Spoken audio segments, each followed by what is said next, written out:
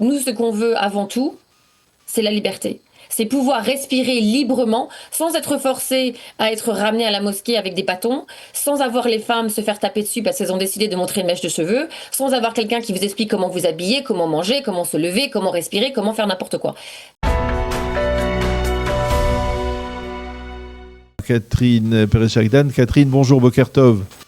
Bonjour Bokertov, très très très tôt pour l'Angleterre. Oui, je m'excuse et on vous remercie de vous réveiller si tôt de bon matin pour nous donner un peu un aperçu de ce qui se passe actuellement à Téhéran. Vous êtes très informé, vous êtes très proche, bien entendu, des opposants au régime iranien. Vous êtes journaliste, écrivain. Je voudrais vous nous donniez un aperçu de ce qui se passe actuellement, de ce qui s'est passé au cours des 24 dernières heures. Bon, déjà, la première chose que j'aimerais mentionner, c'est que j'ai beaucoup entendu des gens à la télé mentionner le fait c'était une contre-révolution. La chose importante à noter, c'est qu'effectivement, c'est la vraie révolution. Donc, ce qui s'est passé en 1979 était un coup d'État contre le Shah. C'est important pourquoi? Parce que ce régime, cette idéologie que le régime a formulée est complètement étrangère aux Iraniens. Donc, ils ont souffert autant que tout le reste du monde d'ailleurs, parce que malheureusement, le régime a une tendance à exporter son idéologie, qui est fanatique, qui est extrémiste, qui commet des crimes contre l'humanité pour pouvoir enforcer sa loi. Donc, ce qu'on est en train de voir, c'est vraiment je dirais, la naissance d'un mouvement révolutionnaire qui se veut monarchique.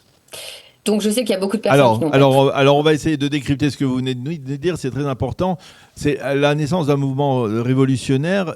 Est-ce que, d'abord, avant d'aller à l'aspect monarchique, est-ce qu'il se passe quelque chose ces derniers jours à Téhéran et dans les autres villes iraniennes qui ne s'est pas produit, par exemple, en 2022, au moment de la révolte après, de la précédente révolte?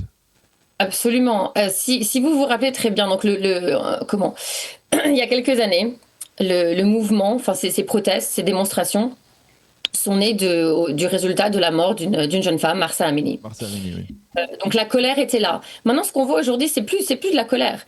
Je crois que je dirais ce qui est nécessaire pour avoir une très bonne recette révolutionnaire a été fait. Ce qui veut dire que la peur, la notion qu'effectivement on a quelque chose à perdre devant les forces du régime est complètement tombée. Elle a disparu. Elle s'est évaporée, littéralement. Pourquoi? Les gens ont réalisé qu'en fin de compte, passer une seule journée de plus sous ce régime qui est immonde et ignoble, j'aimerais bien le souligner, euh, n'est plus supportable au point ils sont prêts à sacrifier leur vie. Donc on parle pas de djihadisme ou quoi que ce soit, on parle d'un désir de liberté qui est tellement grand qu'on ne peut plus supporter de vivre à genoux. Et ça, c'est très important, parce que ça n'est pas arrivé, ça n'arrive pas facilement. On devrait le savoir, nos histoires, Pessar, etc. Il faut bien sûr briser les sceaux du pouvoir. Donc, ce hold, cette espèce comment de cercle que Khamenei avait créé contre les Iraniens, s'est évaporé, il a disparu, il n'est plus là. Alors, Donc, c'est impossible maintenant de revenir en arrière. Alors, qu'est-ce qui a changé et qui permet justement à ce mouvement de prendre de l'ampleur et d'être défini tel que vous le définissez aujourd'hui comme un véritable mouvement de révolution? Et ma question, je vais l'affûter. Est-ce que c'est lié à ce qui s'est passé en juin dernier? Est-ce que d'une certaine manière, Israël et les États-Unis, en bombardant des sites nucléaires, en bombardant des sites de missiles balistiques, ont commencé à préparer le terrain à cette révolution à laquelle on assiste actuellement?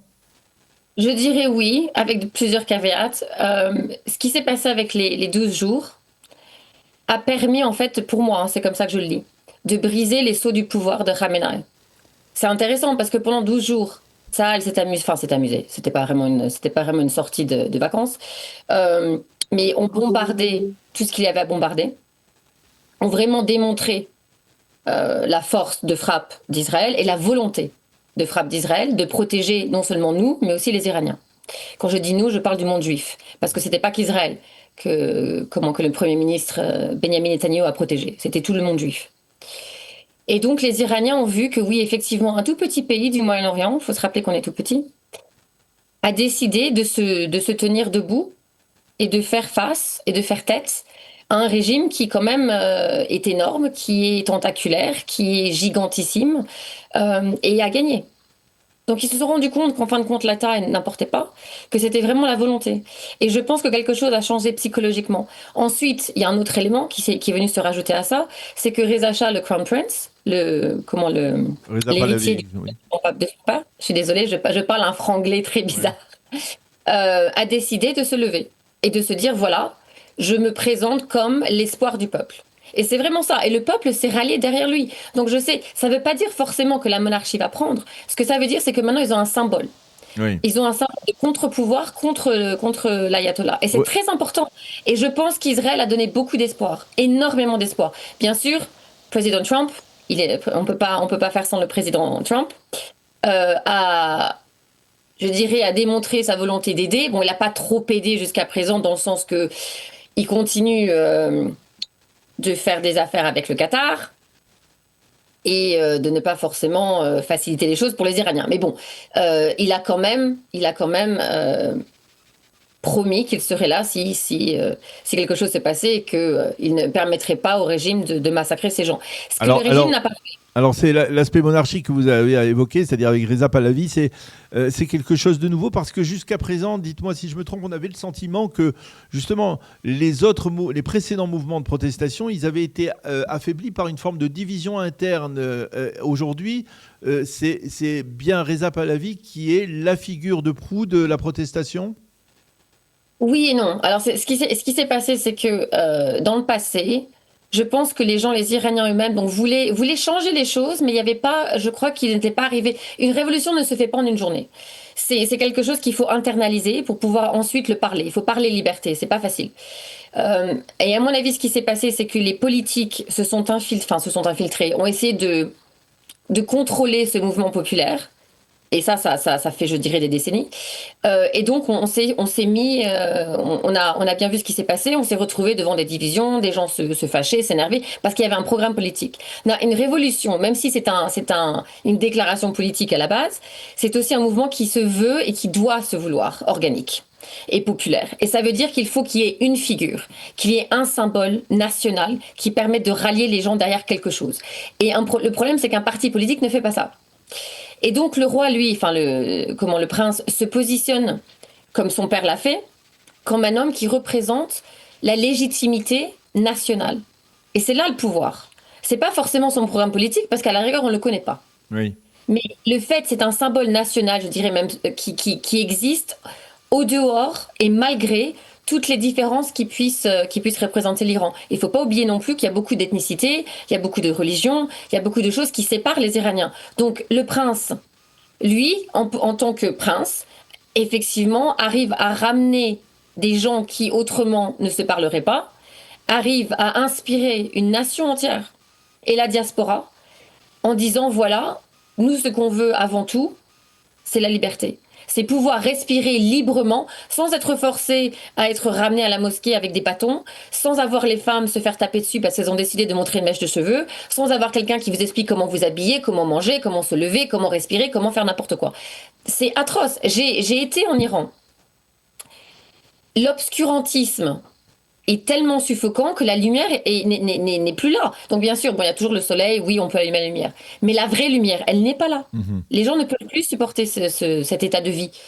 Est-ce que Reza Pahlavi, on le sait, il a vécu aux États-Unis depuis enfin, la destitution de son père il y a plus de 45 ans, donc c'est un démocrate. Est-ce que s'il devait revenir au pouvoir, il reviendrait sous forme de roi, de Shah d'Iran, ou alors sous forme de leader d'un pays démocrate? C'est une très bonne question. Mais j'aimerais avancer une théorie qui est possible. Euh, il a pas, bien sûr il est l'heir légitime de son père. On est bien d'accord. Maintenant, c'est sa maman qui est régente. Ah oui. Donc, ce qu'on pourrait voir, et ce qui est très possible, et n'oubliez pas que quand même, cette révolution a été faite par les femmes, à la base. Oui. Et donc, il serait très possible parce qu'il va falloir qu'il y ait une transition, enfin qu'il y ait une transition qui se place. Et si on retourne à la Constitution, parce qu'il faut quand même qu'il y ait une certaine légitimité constitutionnelle, parce que son pouvoir, il vient de quelque part. Donc la Constitution est très très claire. Le prince n'est que prince et n'a aucun pouvoir. jusqu'à temps qu'il soit couronné sur Téhéran. Donc ça peut pas se faire maintenant et ça va pas se faire demain matin non plus. Donc pour le moment, c'est sa mère Oui, qui est régente. je parle du principe. C'est-à-dire les Iraniens, est-ce qu'ils sont prêts à échanger un régime islamiste intégriste des ayatollahs pour un régime monarchique et il faut bien souvenir, le Shah d'Iran à l'époque, ça n'a pas été toujours, c'est-à-dire, pas toujours été facile aussi. Il y a eu de la répression à l'époque. Bien sûr, bon, les monarchies absolues ne sont pas toujours très sympathiques. Enfin, c'était pas une monarchie absolue, mais elle se voulait quand même un petit peu absolue. Euh, à mon avis, bon, il a été élevé, comme vous l'avez mentionné, sur les États-Unis. Donc, c'est quelqu'un qui comprend ce que c'est que la démocratie. Euh, je vois pas un retour à l'absolutisme, quel qu'il soit. Je pense que les Iraniens ont dit non. Je pense qu'ils en ont un petit peu marre que quelqu'un leur dise exactement quoi faire et comment penser. Et à mon avis, ce qui va se passer, c'est quelque chose qui sera propre à eux. Donc, il faut pas, pour moi, c'est pas l'important, c'est pas de trop réfléchir à ce qu'on va avoir après. Ce qu'il faut faire, c'est faire en sorte qu'il n'y ait pas de balkanisation. Ça, c'est très important. Et qu'on fasse en sorte qu'il n'y ait pas d'espèce de réforme ou de réinvention du régime sous une autre couverture, sous un autre petit label. Parce que là, ça serait vraiment une tragédie. Et je sais que le régime se veut, enfin, a plusieurs protocoles de survie. Et l'un des deux, un qui est beaucoup moins sympa pour nous, c'est l'exportation donc de l'idéologie en dehors des frontières de l'Iran, ce qui n'est pas très sympa parce que plusieurs pays ont été notés sur une liste et l'Angleterre en est une, donc j'espère que non. Mais aussi de se réinventer et de se prétendre démocrate. Donc on verra. Alors, est-ce que vous pensez que pour les Iraniens, parce qu'il a été évoqué le fait que le régime iranien, le dos au mur, pourrait tirer des missiles, une salve massive de missiles balistiques en direction du territoire israélien, frapper l'État d'Israël pour essayer de retrouver une forme de cohésion et de détourner l'attention de la protestation, ce qui obligerait Israël à riposter. Est-ce que vous pouvez envisager un tel cas de figure ou c'est peu probable? C'est possible. Bon, la dernière fois que j'ai fait ce genre d'observation, j'avais dit que non, jamais, l'Iran ne frapperait l'Israël. 2 jours après, ils l'ont fait. Donc, mais on va réessayer encore une fois, on va voir si j'ai raison cette fois-ci. Sincèrement, après ce que Bibi a fait, après c'était parce que c'était quand même très beau à voir, de voir Israël se lever, et je veux dire se lever contre l'Iran. Euh, Ils se sont pris, et vous excusez mon terme, mais une tannée. Oui. Donc, à mon avis, ils n'ont pas envie d'y retourner.